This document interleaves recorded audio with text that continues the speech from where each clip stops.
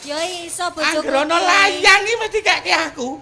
Maksud iki ya jenengan anu sampean ki ya ben iso maca, ben cetha. Oh, Nek aku ki ngerti wong aku sing ngetutke bendina kok nek Pak Joko niku maca mboten saged nek gambar niku pinter. Winginane niku lak tahu to nang rumah makan Salatiga. heeh, ora karo aku berarti. Ora iso, ora. Ora aku dhewe kok. Oh. Karo kae. Sing kaya gubuk menceng ki lho kae. Lah, ceritane nang kono kuwi lak nang nggon rumah makan kuwi lak dicoki menu. Heeh. Pak Joko ora iso nulis, isone gambar. Angger Pak Joko ki kepengin arep dahar ayam goreng ngono ki ya gambare ya gambar ayam, terus gambar wajan. Oh. Kepengin mangan bebek goreng ya gambar bebek, terus wajan. Arep ngunjuk kopi ya gambar wit kopi karo cangkir. Bareng anu arep ngunjuk susu to. Lah kok ora iso gambar? Napa to Pak kok gelisah banget ngose togong meneng wae. Lah kok sedih kok mak jedil ana pelayane. Niki lho. Wetan. Lah tujune iki pelayane iki tanggane dhewe. Asu monggo. Alah gawe-gawe masuk apa? Alah nggo cangkeme Bagong kok digugu. Nengo. Awas kowe. Kae lalenan. Gek rong dina lalen.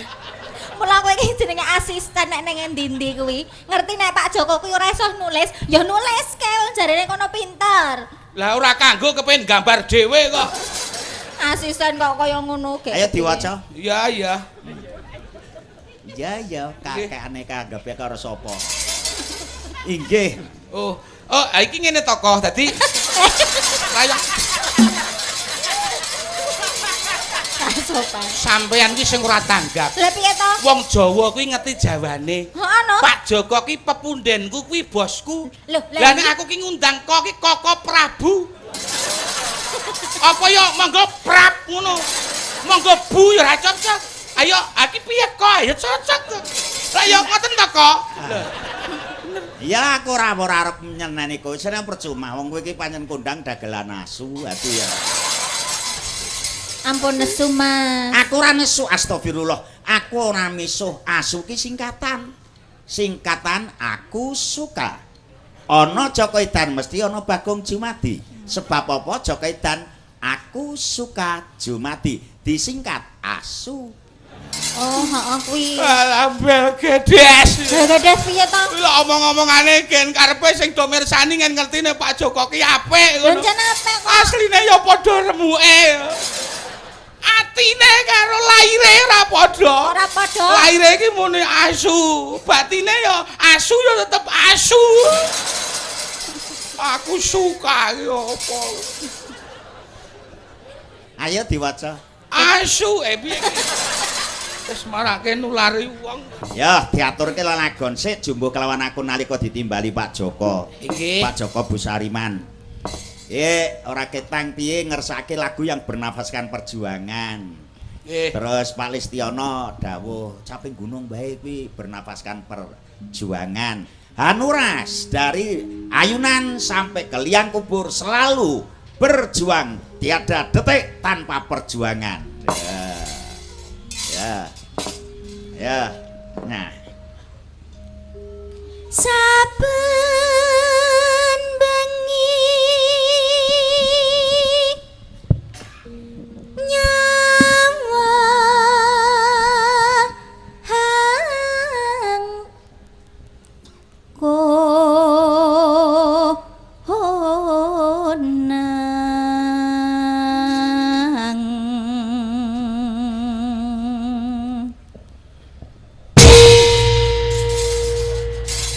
Kaget, sumpah kaget.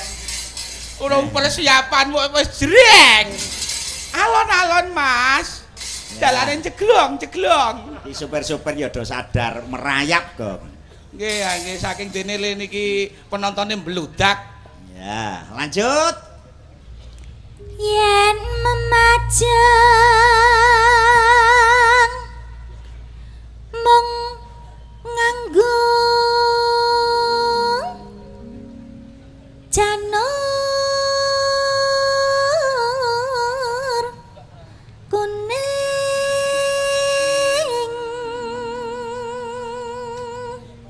tak kudange Subagong. Tak kudange Subagong. Nyoh.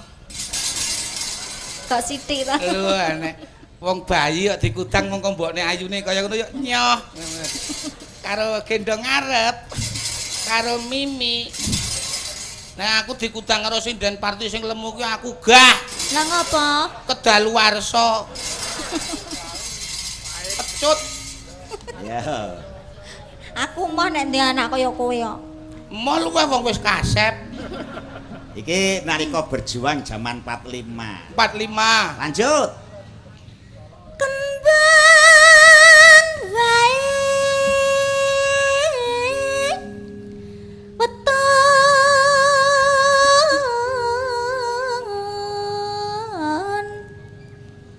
gunung ha ha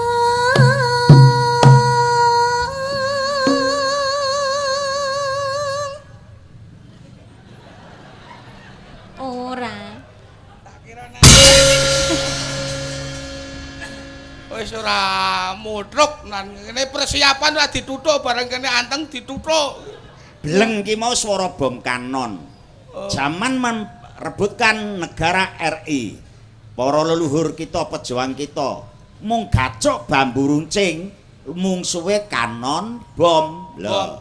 Ewadene dengan budaya persatuan dan kesatuan dan tekad lebih baik mati di kalang tanah daripada hidup menjadi derajat abdi. Lho, kuwi TKT. Mula lengi swara kanon utawa bom. Mula wis siap-siap. Siap. Lenone piye? Ya. Merjuangke kemerdekaan itu lebih berat, tetapi lebih berat lagi memelihara kemerdekaan. Mempertahankan. Mempertahankan. Ya. Lanjut. Pacitan Sarawi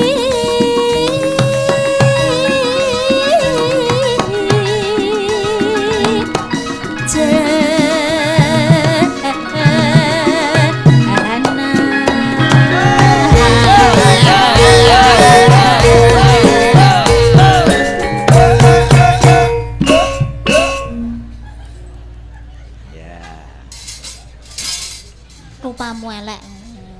Elek wong dikanggokke kok. Lah kok ngono kuwi jenenge pelecehan. Lah manut kendange kok, Mbak. Manut kendange piye? Lah kendangipun lah entang endut ngoten. Lah ning ya ora ngono kuwi jenenge pelecehan. Apapun alasannya kowe pelecehan karo aku. Loh, ya ora iso. Lah kowe mau ngenyuk-nyuk aku kok. Lah wis dikarepke kok. Serasa padu. Lanjut. Lanjut rasa padu. Ora iso jenengan kok mesti ngono lho. Ngapa? Lah wong bojone wae dilecehke kok jenengan malah meneng ae lanjut. Ngono ki piye? Lho ling lacake piye? Lah aku dinyuk-nyuk kok, Mas. Kowe ngenyuk-nyuk, Gong? Pangestunipun. Pangestu. Apa ya kon goro jujur. Kejujuran itu emas. Jur karepmu kon ngapake? Loh, bojone dilecehke sakniki enten undang-undang tidak boleh melecehkan seorang wanita. Enten undang-undange dihukumke, Mas. Oh, kon ngukungke. Heeh no. Coba baleni meneh, Gong. Matur nuwun. Ora usah, Mah. Ngapa kok ndak dibaleni? Moh nek dibaleni? Lho, Mumpung aku ge haus-hause. Aja ngasih. baleni dalam arti, ya ta? Nggih. Kepengin bukti lan kasunyatane. Bukti apa ora, ya ta? Seorang pemimpin aja gampang percaya karo hambek wadul yen ora weruh lan ora preso kanthi netrane dhewe. Nah, polisi akan mengambil satu keputusan pasti pakai rekonstruksi. Ora dekonstruksi, rekonstruksi kembali konstruksi peristiwa. Kaya ngopo peristiwane kembali. Ning nak dekonstruksi memutarbalikkan fakta. Mula rekonstruksi coba balenono tak ndelok yen bukti gek tak tibane pahukuman. Tenan niku nggih. Ya, ayo kendang tetos tak deloke.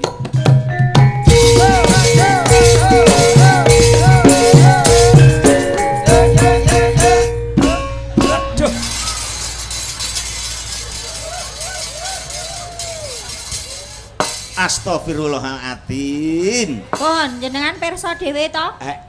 Gong, kowe nang kene iki dipamerke budayamu. Jan ora. Dipresani dening para priyagung, dipresani dening para pandemen Joko Edan. Sikap perilaku dadi suri tauladan. Lah jare perlu bukti. Ngono kena ning aja mbok depke Mbak Nurhana, kowe kudu balik kanan. Oh, Heeh. ngangge sopan santun ngoten. Mau ning ngene terus madhep ini. Tung gentak gentung Deng deng deng deng. balik kanan. Nut nut. Mbok yo le dawuh ki wit mau. Deng deng deng deng. Tung tung. Aku yo iso nek mung ngono mbok Ayo yo. gendang dados. Yo! Hey, hey, hey, hey, hey, hey, hey, hey. Gentak gentung.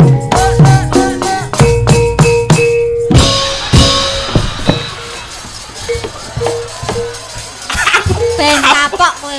Ben kapok kowe. Adio, ampun, Ampun Bu, ku mau ngarani susu kedaluarsa ku kurang Ampun. ajar. Kok ngidak tenan to? Alayong. Tabrakan karo germo. Kok germo. Germo ki Omonganmu kok rusuh terus lah. Germo ki gerakan reformasi moral wanita. Ngono lho. Lho Pak Bene nang ndi?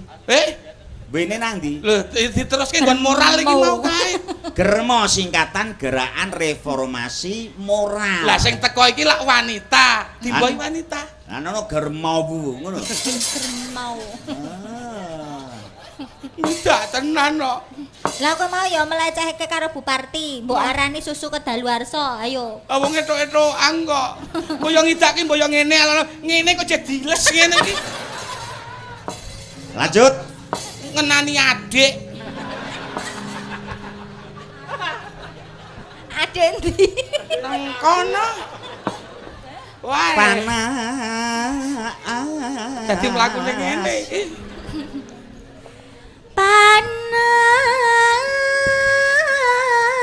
Panas. Udian.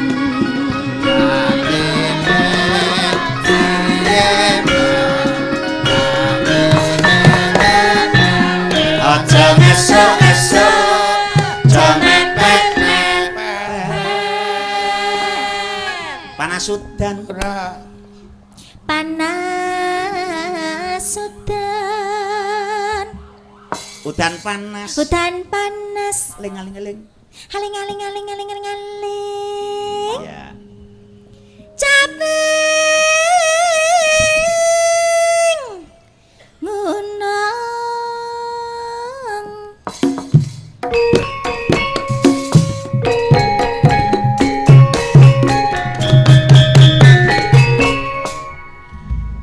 Ambarawa jalannya raya, Partai Hanura semakin jaya.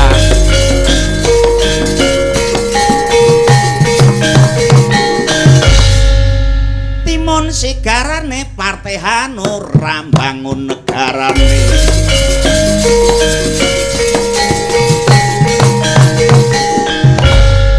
Ambarawa membeli sikat Partai Hanura untuk rakyat.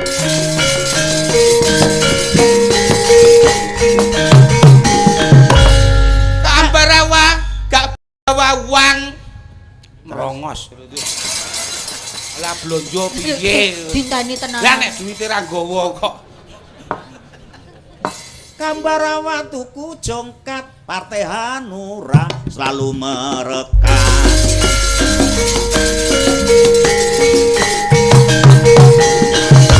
Ambarawa beli kapur barus.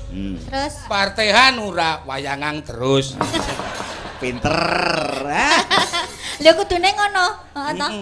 Nguri-uri. Ambarawa membeli roti. Terus Partai Hanura jangan lupa Jumadi. lho, kok sik ora apa keliru apa? Jare Jumati jare wis jenat. Jenat. Lah Jumadi bakul pitik. Lah Jumati ki sapa ta jane? Iki. Oh, lek Bagong ki jenenge Jumati. Jumadi. Allah masyaallah. Lu lagi ngerti apa? Lanjut. Lanjut. Nadyan Wadon sarwi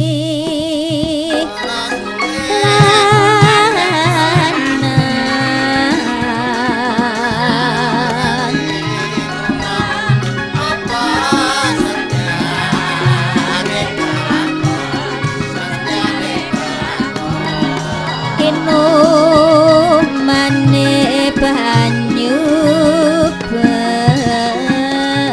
Sampai di zaman berjuang jora kelingan anak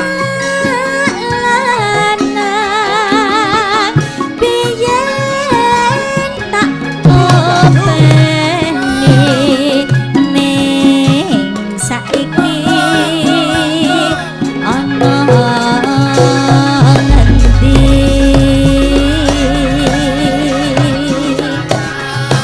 jarene wis menang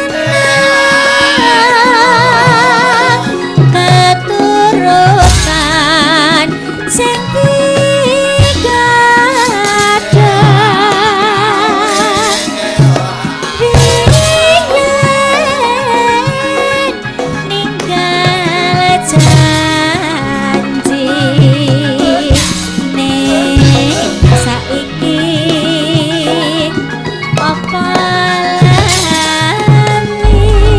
Sito iyo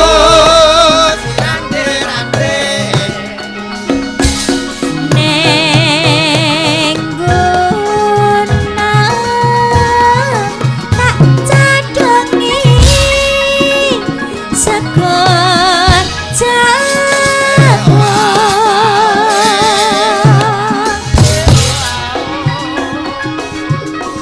yen mendung tak silih capek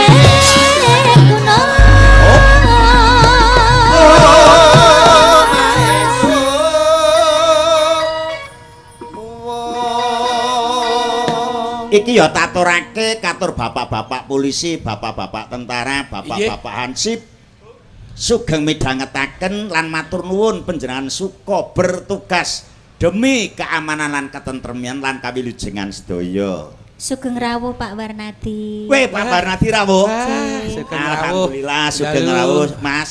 Bapak Wakil nggih. Nggih. Sugeng Bapak pinaraan. Wakil ya rawuh. Wah, komplit pokoknya. Nggih, lanjut. Syukur bisa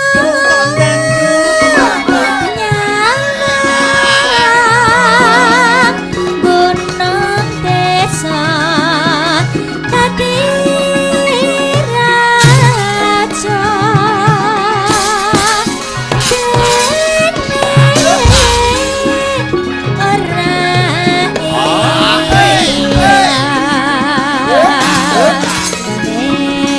Ayo, lagu.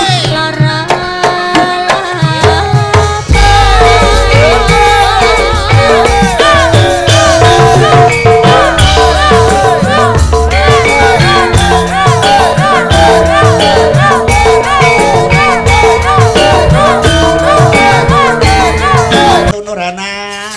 Luar biasa. Kaping gunungipun sampun.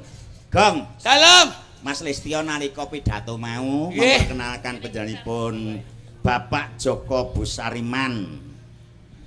Muga-muga beliaunya nanti kersa dicalonake dadi gubernur.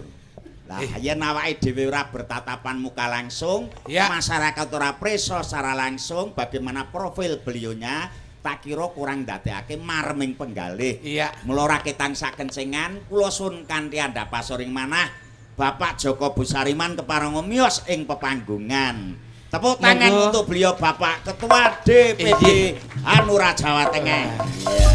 Monggo, Monggo Bapak. Nggih.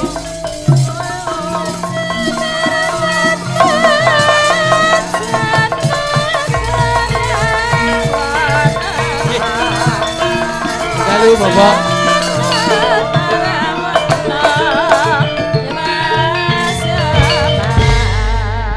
Sugeng dalu Bapak dalu. Assalamualaikum warahmatullahi